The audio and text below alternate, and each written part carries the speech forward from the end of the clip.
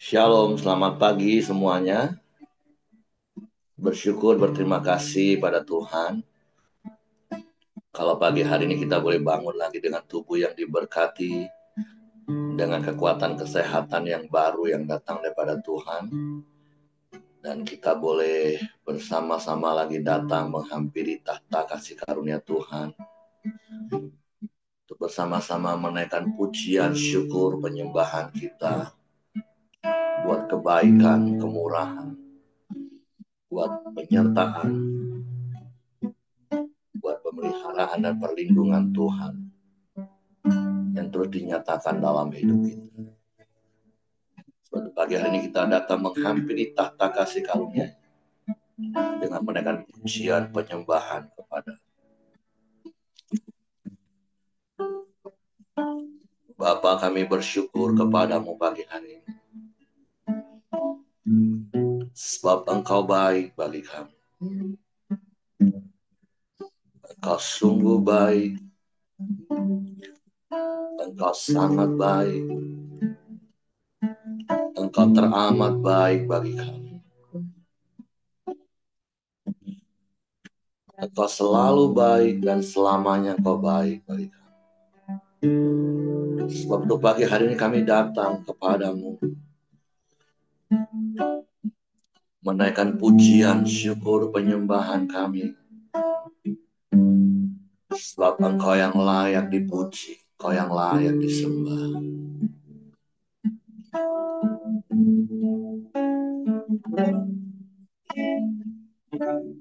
Bapakku datang menyembahmu di sini. Ku percayakan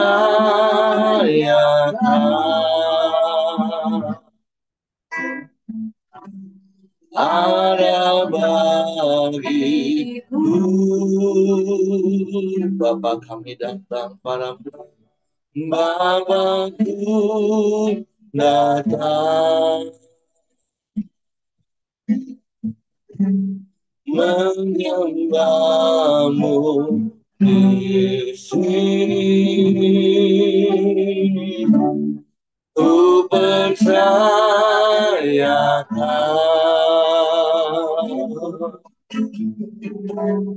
ada bagiku.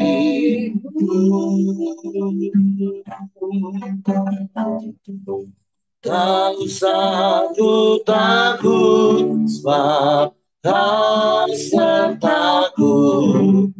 Tak usah ku bimbang, Kau di dalamku. Tak usah ku cemas, Kau penghiburku. Saat ku lemah, Kau kuatku. Ku nyanyikan haleluya, ku nyanyikan haleluya. Sungguh Kau hebat, ajaib perkasa perbuatan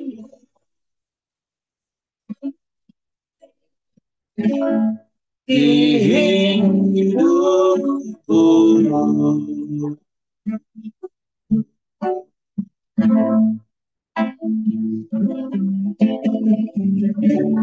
Bapakku datang menyembahmu di sini. Ku percayakan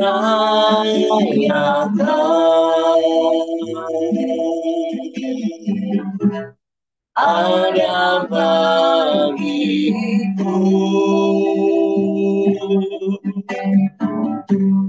Tak usah ku takut, sebab Kau sertaku.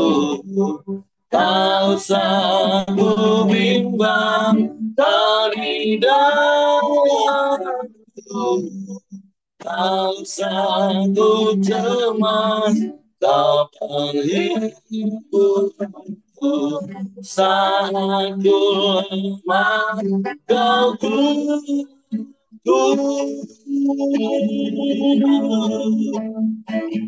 nyanyi haleluya,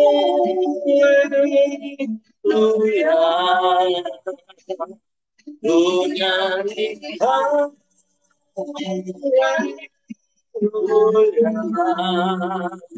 Sungguh kau hebat, ajaib perkasa, berbuat laku. Haleluya,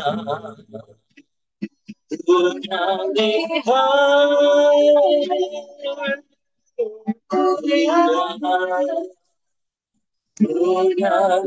haleluya.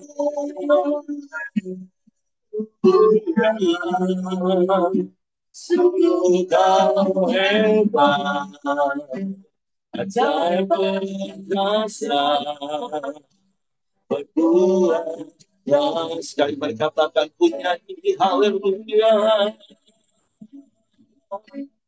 punya ini haleluya,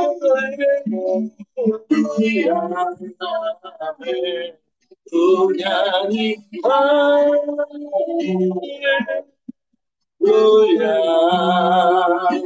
Sungguh kau hebat, ajaib perkasa, berbuat yang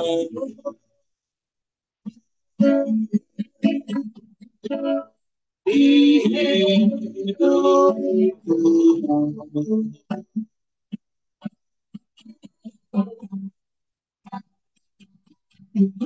Perbuatanmu ajaib di hidup kami Tuhan. Perbuatanmu besar bagi kami. Kau yang menyertai kami, Kau yang menjagai kami, Kau yang melindungi kami, memberkati kami. Kami bersyukur.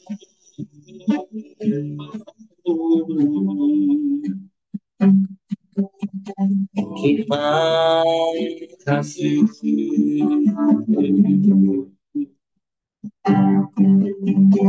Terima kasih.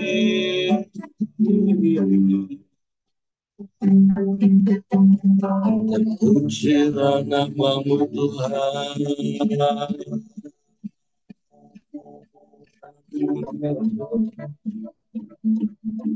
Selalu kami nyanyikan haleluya.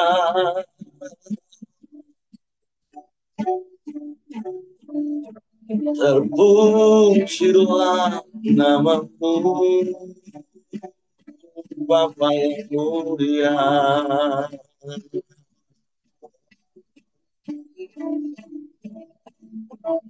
Kami menyembah,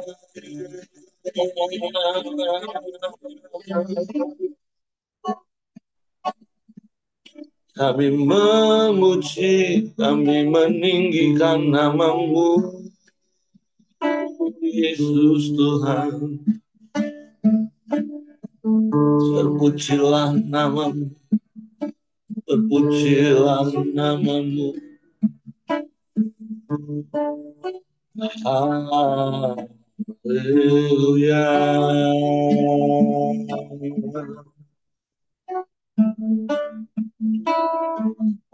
Sebab tidak ada yang lain selain Engkau. Tidak ada yang sama sepertimu, Bapa yang mulia. Hanya Kau satu-satunya pengharapanku.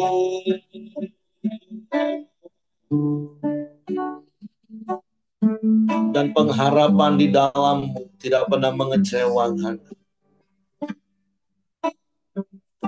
Sebab Kau Bapa yang setia bagi kami. Engkau yang tak pernah berubah dulu, sekarang, bahkan sampai selama-lamanya. Engkau tetap sama.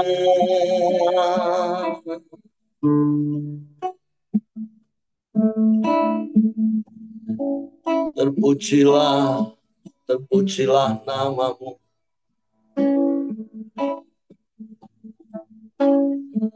Terpujilah namamu, oh Yesus Tuhan.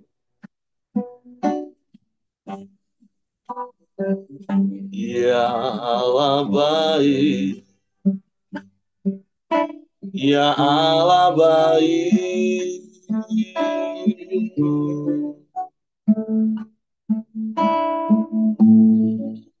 Hanya Engkau, hanya Engkau. Kau satu-satunya penolong yang setia. Tak pernah terlambat pertolongan-Mu bagi kami, Tuhan. Sebab kami terus menanti-nantikan Engkau, menaruh harap dan percaya kami hanya kepadamu. Sebab Engkau yang telah terbukti setia, dan Kau akan terus setia. Sebab Kau Allah yang kekal, yang tak pernah berubah, dulu, sekarang, sampai selamanya. Kau tetap selamanya.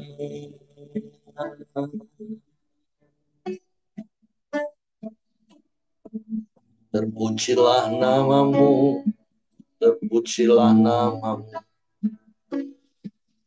terpujilah namamu, Yesus Tuhan.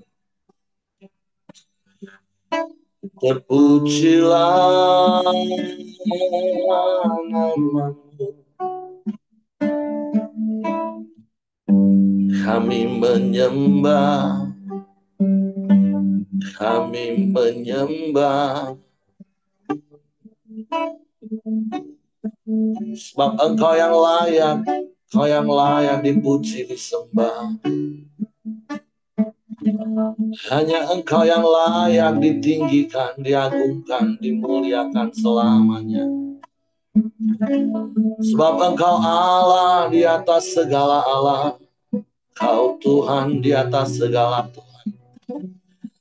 Engkau Raja di atas segala Raja. Kau yang berkuasa, Kau yang berdaulat atas semesta, atas hidup kami. Kami aman di dalam-Mu, kami tenang di dekat-Mu, dan kami mau terus tinggal di dalam-Mu selamanya, selamanya.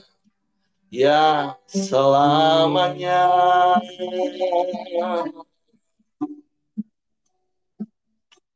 Menikmati hadirat-Mu, Tuhan. Menikmati kasih-Mu, menikmati kuasa-Mu, menikmati damai sejahtera, sukacita-Mu yang berlimpah dalam hadirat-Mu. Kami tenang, kami aman dalam hadirat-Mu. Sebab kami mau terus tinggal padamu, melekat padamu. Yesus, Yesus Tuhan. Roh Kudus, Kau yang memegang tangan kami, yang menuntun hidup kami. Kami bersyukur, kami bersyukur, Haleluya, haleluya, haleluya, haleluya. Terpujilah namamu, terpujilah namamu, Yesus Tuhan. Ajaib,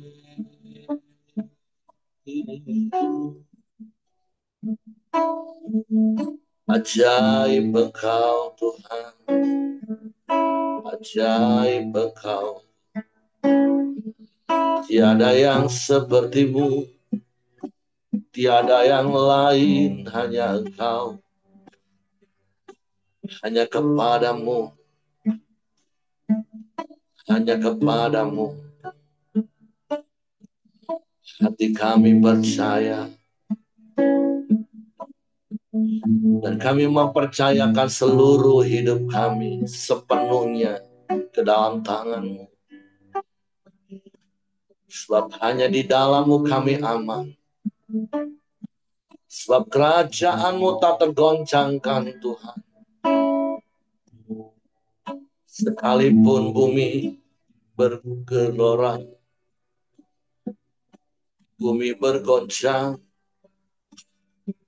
riuh kedengaran sana sini, kegemparan terjadi, kami mau tetap tinggal tenang dalam hadirat-Mu. Kami aman,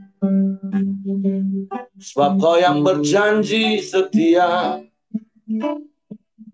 Sebab Kau yang berjanji bagi orang yang menanti-nantikan Engkau. Engkau akan melindungi pada hari pencobaan. Kami bersyukur, kami bersyukur. Terima kasih, terima kasih. Terima kasih Tuhan. Terima kasih.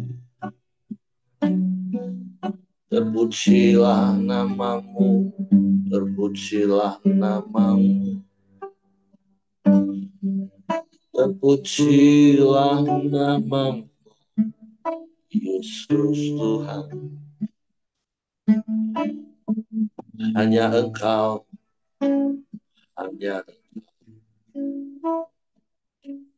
hanya padamu hati kami percaya. Hanya kepadamu, hanya kepadamu. Sehingga hati kami tenang, Tuhan.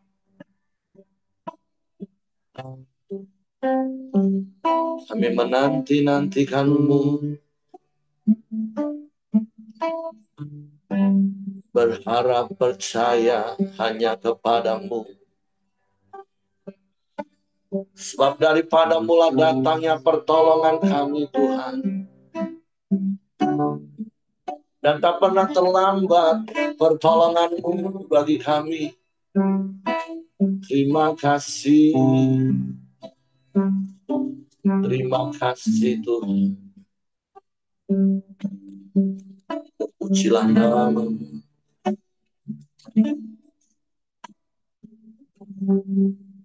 Pujilah namamu.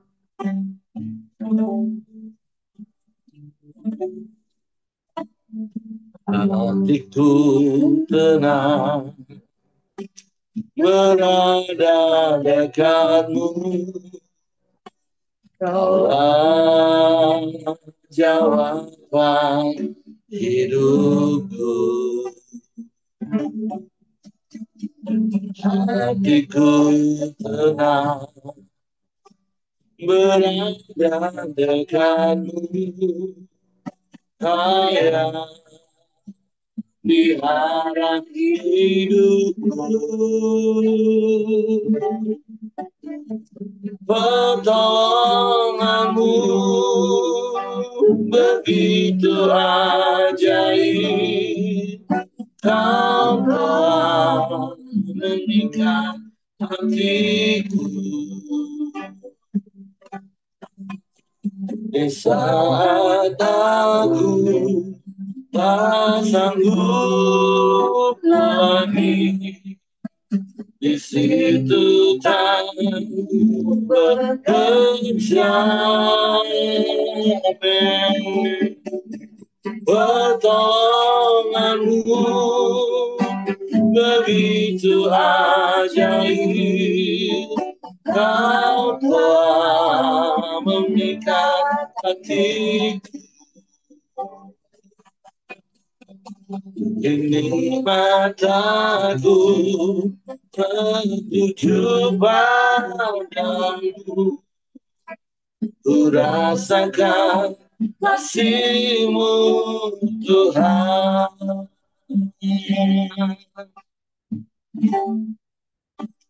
Amin. Hatiku tenang berada dekat-Mu. Kaulah jawaban hidupku. Ya, hatiku tenang berada dekat-Mu. Kau yang pelihara hidupku. Pertolonganmu begitu ajaib. Kau telah memikat hatiku. Di saat aku tak sanggup lagi, di situ tanganmu bekerja, pertolonganmu begitu ajaib. Kau telah memikat hatiku. Kini mataku tertuju padamu. Ku rasakan kasih-Mu, Tuhan. Amin. Pertolonganmu begitu ajaib. Kau telah memikat hatiku. Di saat aku tak sanggup lagi, di situ tangan-Mu bekerja, pertolonganmu begitu ajaib. Kau telah memikat hatiku. Kini mataku tertuju padamu. Ku rasakan kasih-Mu, Tuhan. Kini mataku tertuju padamu. Ku rasakan kasih-Mu, Tuhan. Mata kami terus tertuju kepadamu, menanti-nantikan pertolongan daripadamu, mengharapkan Engkau. Seperti mata hamba lelaki memandang kepada tangan tuannya, seperti mata hamba perempuan memandang kepada Tuhan. Demikianlah kami memandang kepadamu dengan penuh harap dan percaya, sebab Engkau setia. Janji-Mu ya dan amin bagi kami, Tuhan. Suatu pagi hari ini kami buka hati kami lagi untuk janji firman-Mu. Dan kami mau simpan janji-Mu dalam hati kami. Sehingga hati kami teguh dalam segala keadaan. Sekalipun bumi bergoncang, laut bergelora, hati kami tinggal tenang teduh. Sebab Engkau setia. Terima kasih Bapa yang baik. Kami siapkan hati kami untuk firman-Mu bagi. Roh Kudus, tolong kami untuk mengerti dan memahami firman-Mu. Sehingga kami percaya firman-Mu. Dan kami melakukannya dalam hidup. Dalam nama Yesus, kami sebut firman. Haleluya, haleluya. Amin.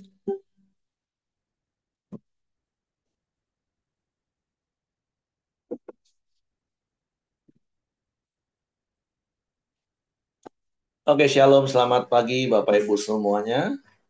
Bersyukur hari ini kita boleh bersama-sama lagi datang menghampiri tahta kasih karunia Tuhan, memuji menyembah Tuhan.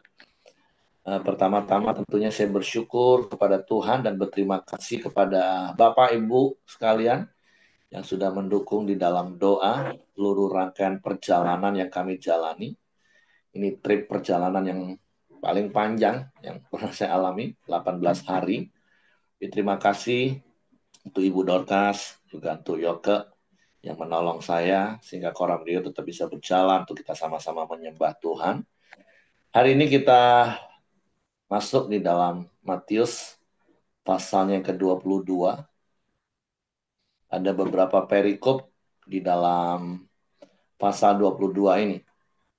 Dan tentunya ada banyak hal yang bisa kita pelajari dari perikop ini. Dan tentunya ada banyak hal yang Tuhan mau bicarakan secara personal tentunya bagi Bapak Ibu. Tapi mari kita baca sama-sama ayat-ayat ini.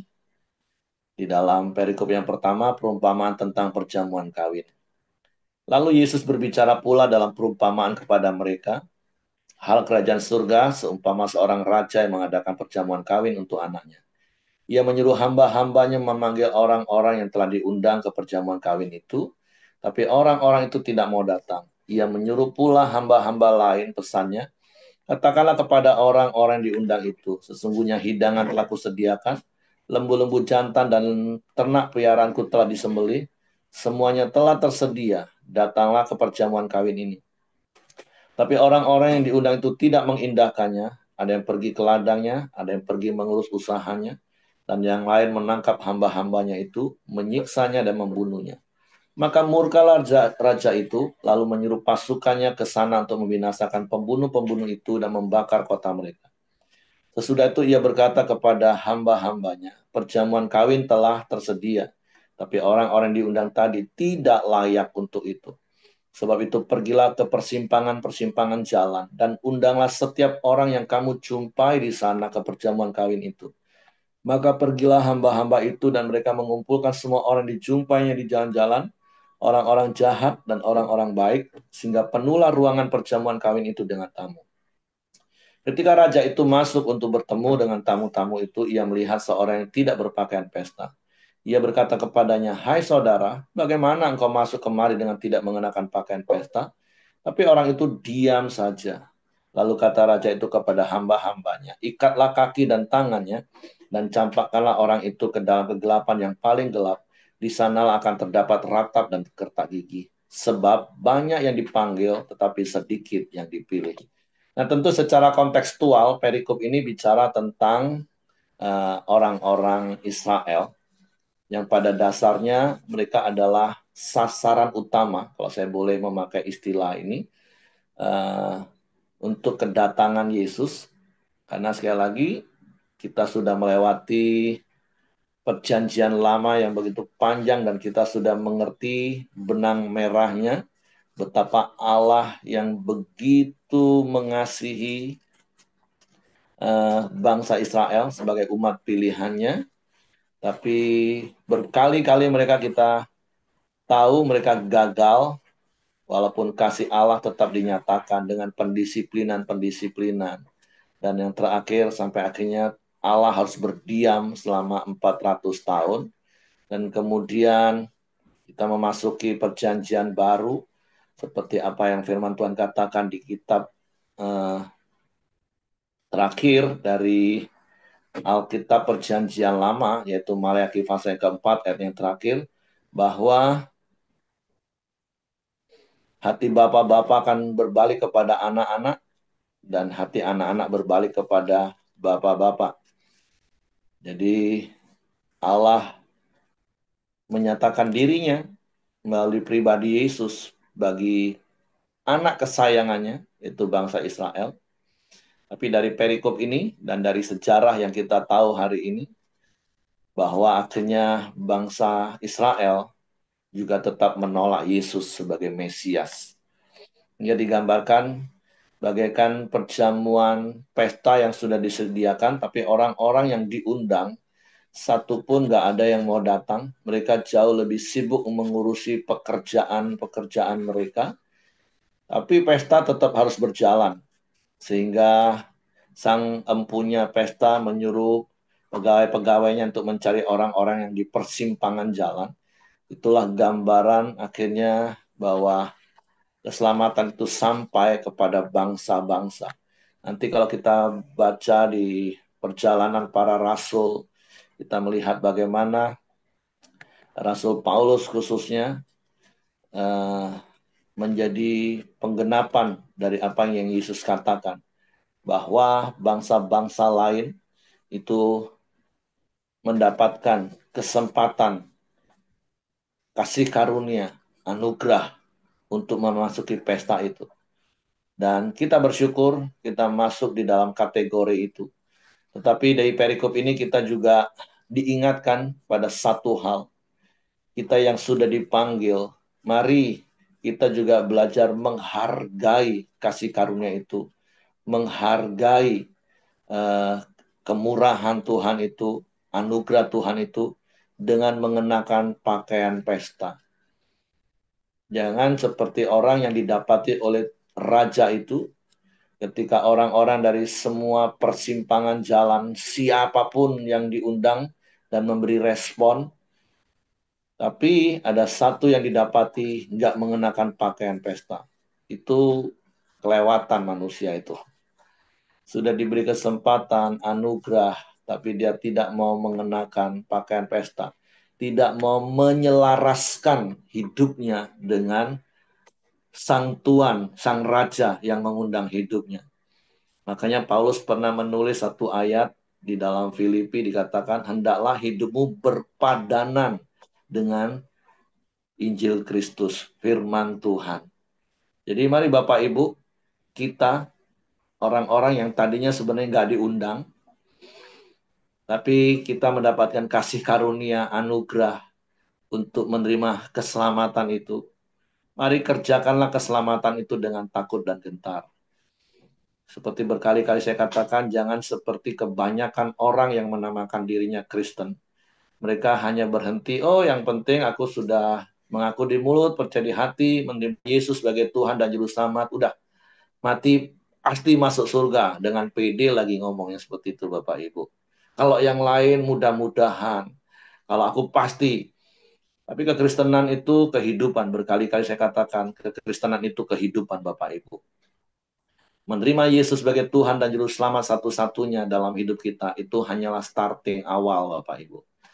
Tapi langkah selanjutnya seperti Paulus katakan, aku telah meletakkan dasar yang teguh, tetapi tiap-tiap orang harus memperhatikan bagaimana dia membangun terus di atasnya. Jadi jangan seperti orang ini, sudah mendapatkan kesempatan anugerah, malah masa bodoh dan cuek masuk ke pesta tanpa mengenakan pakaian pesta, tanpa menyesuaikan dan menyelaraskan dirinya dengan pesta itu. Tentu ini menjadi peringatan bagi kita. Kita cek hidup kita. Apakah hari ini kita sudah menyelaraskan hidup kita sesuai dengan firman Tuhan? Karena kalau enggak, ya seperti ayat ini katakan, banyak yang dipanggil, tapi sedikit yang dipilih. Tapi saya percaya, doa saya, setiap kita hidup selaras dengan firman Tuhan, selaras dengan panggilan Tuhan, sehingga kita didapati orang-orang yang dipilih. Tapi ingat, sekali lagi, wahyu bukan hanya sampai batas dipanggil dan dipilih, tapi setia, Bapak Ibu. Nah, yang kedua tentang membayar pajak kepada kaisar, kemudian pergilah orang-orang Farisi, mereka berunding bagaimana mereka dapat menjerat Yesus dengan suatu pertanyaan. Mereka menyuruh murid-murid mereka bersama-sama orang-orang Herodian bertanya kepadanya, Guru, kami tahu engkau adalah seorang yang jujur dan dengan jujur mengajar jalan Allah dan engkau tidak takut kepada siapapun juga. Sebab engkau tidak mencari muka. Katakanlah kepada kami pendapatmu. Apakah diperbolehkan membayar pajak kepada kaisar atau tidak? Tapi Yesus mengetahui kejahatan hati mereka itu, lalu berkata, mengapa kamu mencobai aku, hai orang-orang munafik? Tunjukkanlah kepadaku mata uang untuk pajak itu. Mereka membawa suatu dinar kepadanya. Maka ia bertanya kepadanya, gambar dan tulisan siapakah ini? Jawab mereka, gambar dan tulisan kaisar. Lalu kata Yesus kepada mereka, berikanlah kepada kaisar apa yang wajib kamu berikan kepada kaisar, dan kepada Allah apa yang wajib kamu berikan kepada Allah. Mendengar itu, heranlah mereka dan meninggalkan Yesus lalu pergi. Nah, kita tahu nanti di perikop ini orang Farisi, tapi di perikop yang terakhir nanti itu orang Saduki. Karena memang ahli Taurat, orang Farisi, orang Saduki, itu orang-orang yang selalu akan mencari-cari kelemahan Yesus. Seperti yang berkali-kali saya katakan, ada 3 kelompok orang yang selalu dekat dengan Yesus. Dan saya berdoa, berharap kita bukan seperti Farisi, Saduki, ahli Taurat. Dan juga bukan seperti orang yang berbondong-bondong, yang hanya mencari berkat, mencari hal-hal yang dapat didapat untuk egonya. Tapi kita adalah murid-murid. Kemanapun Yesus pergi melangkah, kita ikut. Apapun yang Yesus perintahkan, kita lakukan. Nah, di perikop ini kita belajar bagaimana Yesus adalah Allah yang mengetahui sampai kedalaman hati, maksud dan tujuan setiap manusia. Dan Tuhan mengetahui isi hati kita. Nah, tentu dalam konteks perikop ini katakan ketika Yesus dicobai untuk membenturkan Yesus supaya, karena waktu itu kan Yesus sudah sangat terkenal, followernya tentulah sangat banyak. Follower itu dalam artian itu tadi orang yang berbondong-bondong, yang tentu mudah sekali untuk digerakkan. Mereka mau dibentur, Yesus mau dibenturkan kepada kaisar Roma tentunya.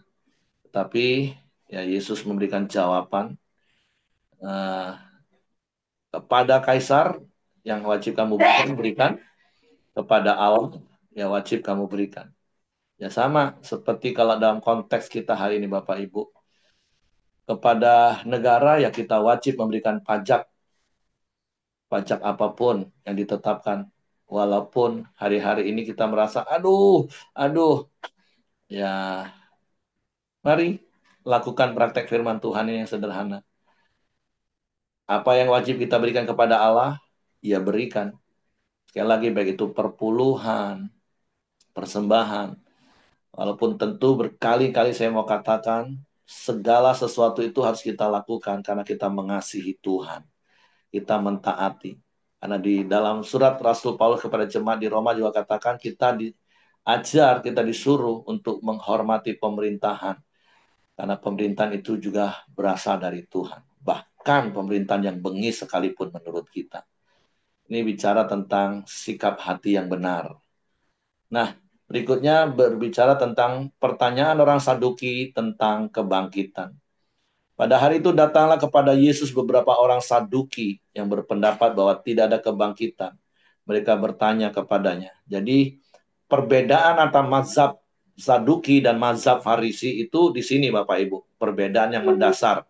Kalau orang Saduki tidak mempercayai ada kebangkitan, nah orang Farisi mempercayai kebangkitan. Nanti di kisah para rasul kita akan ketemu satu kisah di mana Paulus ketika hampir terkepung, nah Paulus ungkapkan tentang apa yang terjadi dengan Yesus, sehingga akhirnya yang tadinya orang Farisi dan Saduki kompak untuk menyerang mereka, tapi akhirnya mereka sendiri pecah kembali karena Paulus berbicara tentang kebangkitan. Karena orang Saduki tidak percaya tentang kebangkitan, tapi orang Farisi percaya tentang kebangkitan. Nah, kita baca di perikop ini, karena ini ada beberapa mazhab yang tentu akan sering kita dengar, khususnya Farisi, Saduki, ahli Taurat. Nah, itu kelompok-kelompok yang berbeda, ya seperti politik lah Bapak Ibu ya.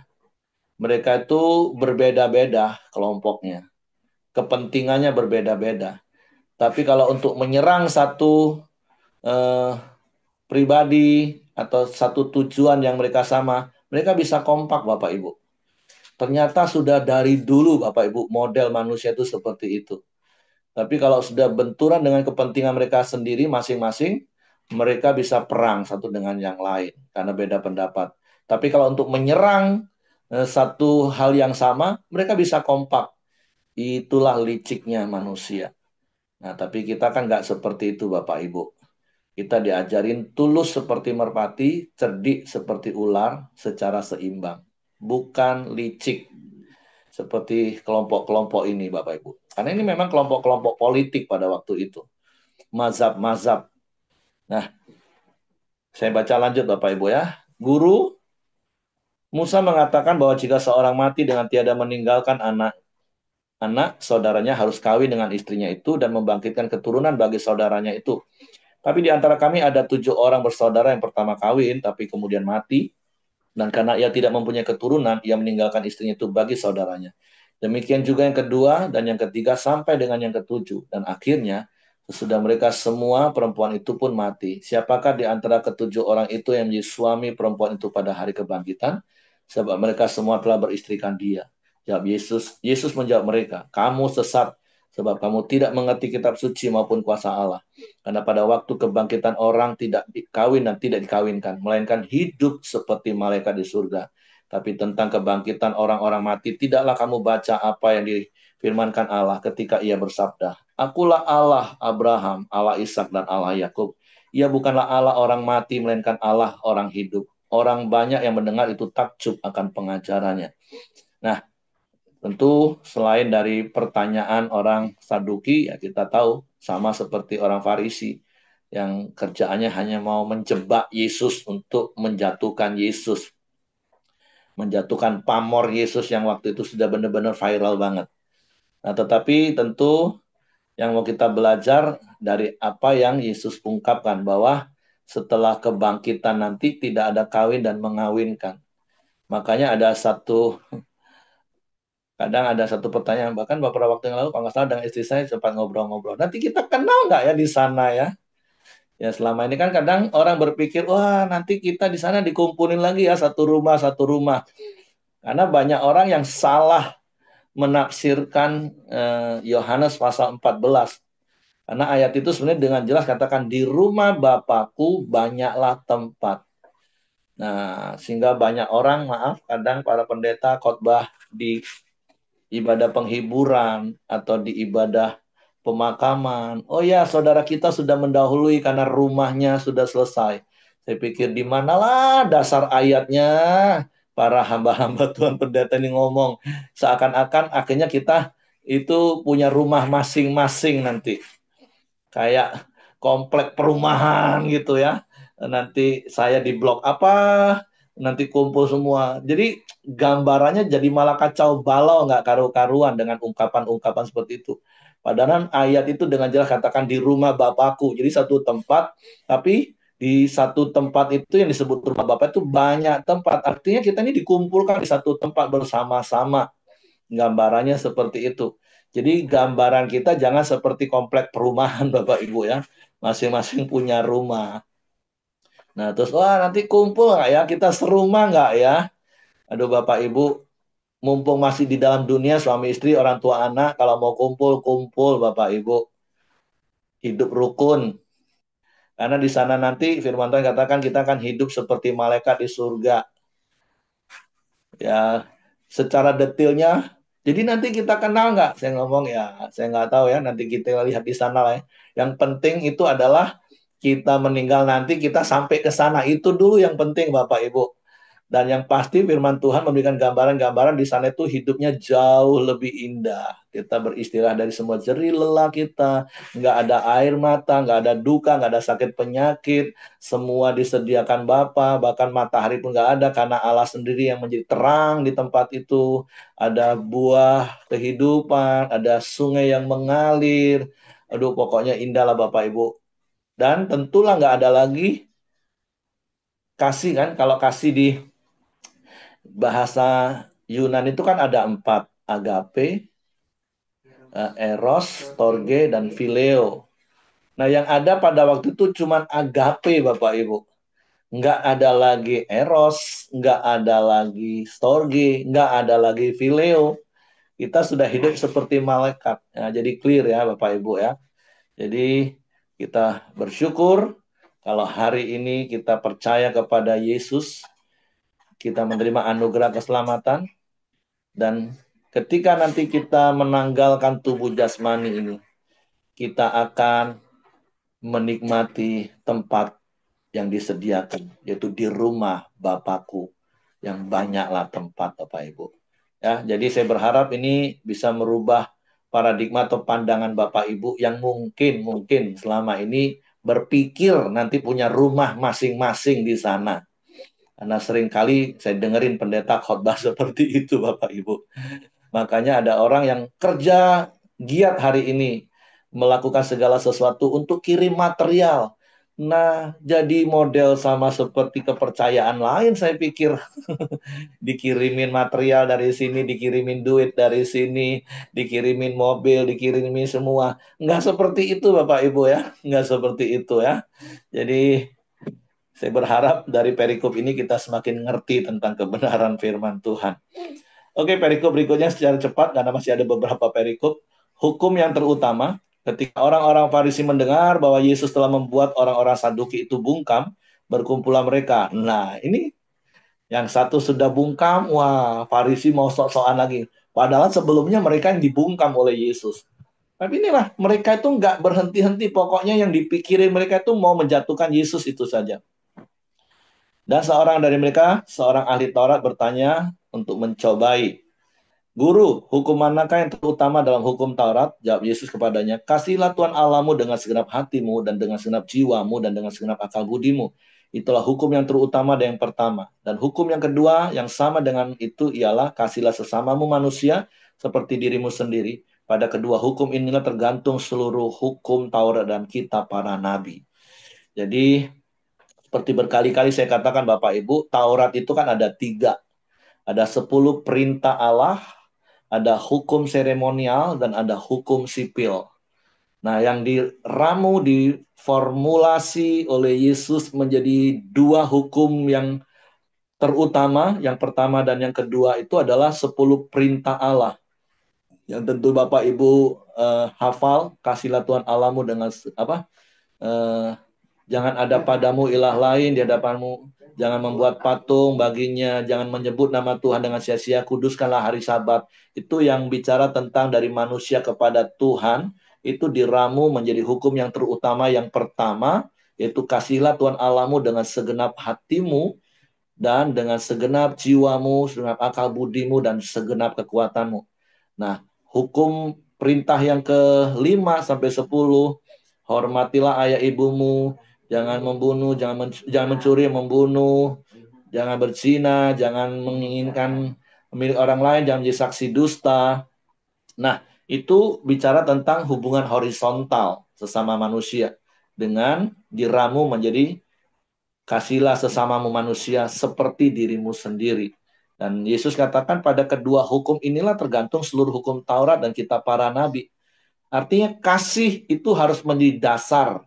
Baik kasih kepada Allah maupun kasih kepada sesama Bapak Ibu. Harus menjadi dasar dari semua yang ada. Makanya hukum seremonial pun digenapi Yesus karena kasih.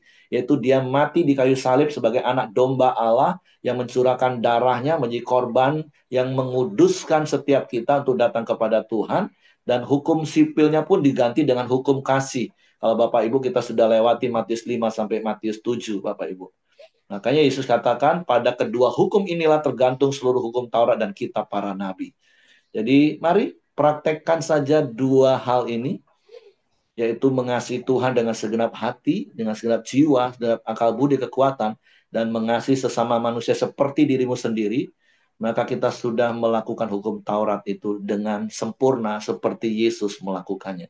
Makanya berkali-kali saya katakan, jangan sampai salah paham. Ada orang kadang ngomong, wah perjanjian baru hukum Taurat gak berlaku lagi. Siapa bilang? Yesus aja ngomong dia tidak menghilangkan, bahkan satu iota pun enggak.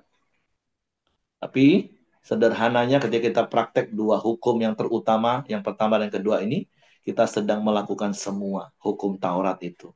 Karena sudah disempurnakan, digenapkan oleh Yesus.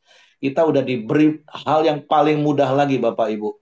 Makanya seperti perikop yang pertama tadi, kalau kita sudah terima anugerah, keselamatan, sudah dipermudah lagi, nggak seperti bangsa Israel di perjanjian lama, dengan begitu banyak aturan yang bahkan ditambah-tambahi oleh ahli-ahli Tauratnya.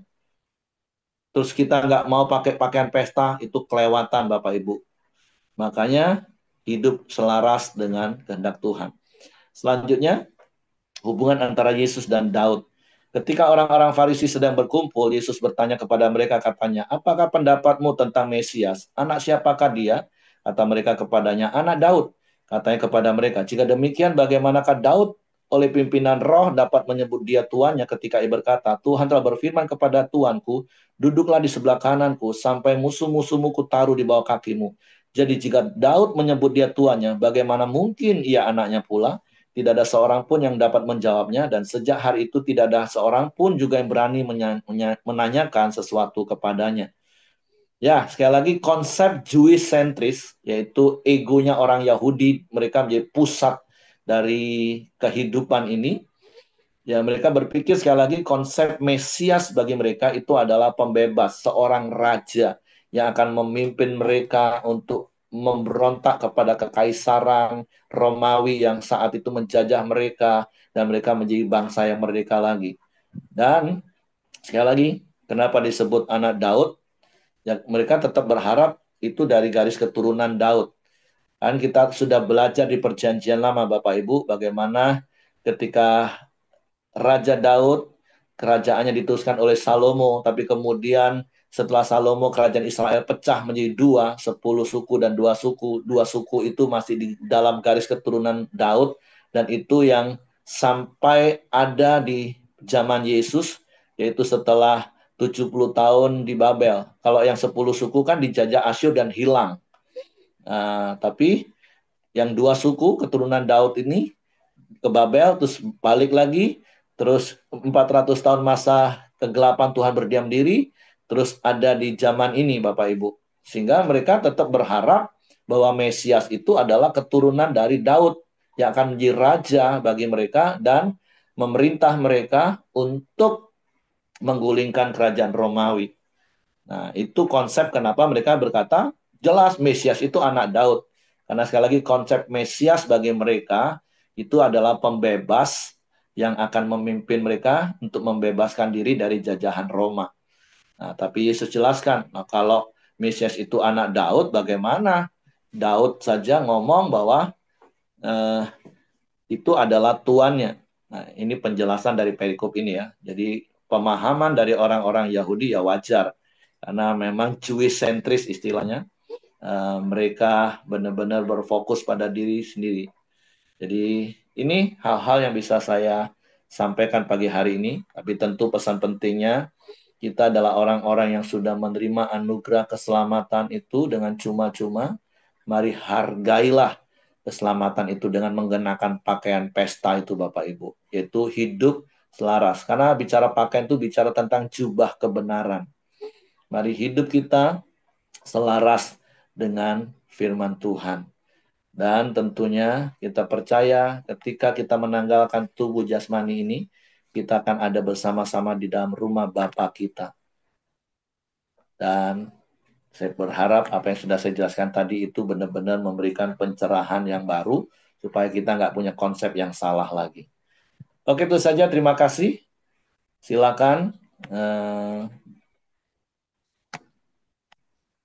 Siapa yang mau berdoa syafaat hari ini? Oke, kalau tidak ada, mari kita berdoa Bapak Ibu. Bapak, kami bersyukur, kami berterima kasih kepadamu pagi hari ini. Terima kasih buat firman-Mu, terima kasih buat pengetahuan, pencerahan, supaya kami semakin tahu kebenaran, dan kebenaran itu memerdekakan kami. Kami bersyukur Engkau yang memanggil, dan biarlah kami juga masuk di dalam pilihan, karena kami mau hidup mengerjakan keselamatan yang Kau beri itu dengan takut dan gentar, dengan kami mengenakan pakaian pesta itu, yaitu hidup selaras dengan firman-Mu Tuhan. Dan kami mau setia sampai akhir hidup di dalam kebenaran-Mu Tuhan.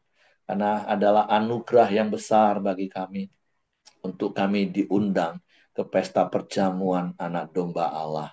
Kami yang tadinya tidak layak, tapi Engkau layakkan kami. Kami bersyukur Tuhan untuk hal itu. Dan kami mau mengerjakannya dengan takut dan gentar. Kami mau hidup selaras dengan firman-Mu. Tuhan, terima kasih buat pagi hari ini. Kami terus berdoa, baik untuk Ibu Dorcas, untuk Pak Abi, juga untuk Papa hambamu, juga setiap kami yang dalam kelemahan tubuh.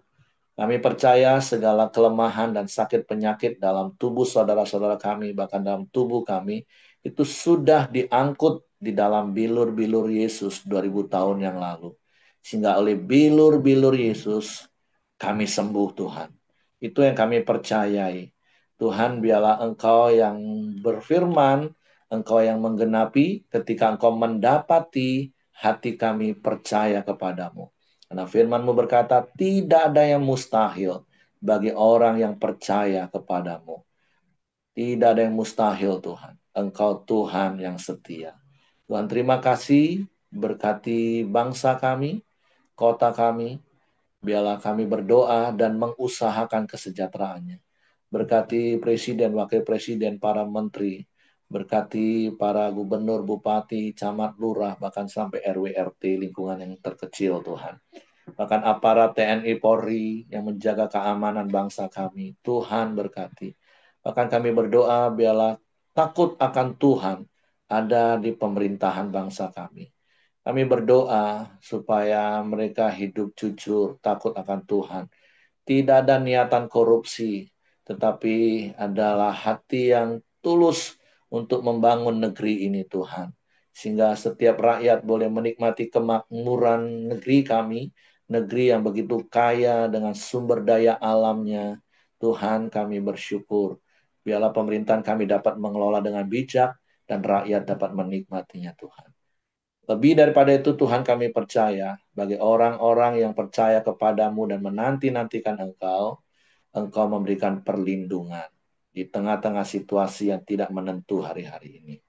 Sebab itu, aku berdoa kepadamu untuk setiap kami, biarlah kami masuk kelompok orang-orang yang menanti-nantikan Engkau. Hidup selaras denganmu Tuhan, dengan firman-Mu. Tuhan, terima kasih. Kami bersyukur untuk sepanjang hari ini, Engkau yang menyertai kami dengan tangan kuasa-Mu. Engkau yang menuntun memimpin langkah kami. Tutup bungkus kami dengan kuasa darah Yesus. Malaikat-Mu memagari tempat tinggal kami, menyertai keluar masuk kami sepanjang hari ini. Mari bersama-sama kita naikkan doa Bapa kami. Bapa kami yang di surga, dikuduskanlah nama-Mu, datanglah kerajaan-Mu, jadilah kehendak-Mu di bumi seperti di surga. Berikanlah kami pada hari ini makanan kami yang secukupnya, dan ampunilah kami akan kesalahan kami, seperti kami juga mengampuni orang yang bersalah kepada kami. Dan janganlah membawa kami ke dalam pencobaan, tetapi lepaskanlah kami daripada yang jahat. Karena Engkaulah yang punya kerajaan dan kuasa dan kemuliaan sampai selama-lamanya. Dan biarlah kasih karunia Bapa, damai sejahtera Yesus Kristus, serta pimpinan persekutuan Allah Roh Kudus, menyertai kita sekalian mulai hari ini sampai Maranatha. Dia Yesus datang kali yang kedua. Di dalam berkat nama Tuhan Yesus Kristus. Haleluya, haleluya. Amin. Oke, semangat pagi. Selamat beraktivitas dan Tuhan Yesus memberkati.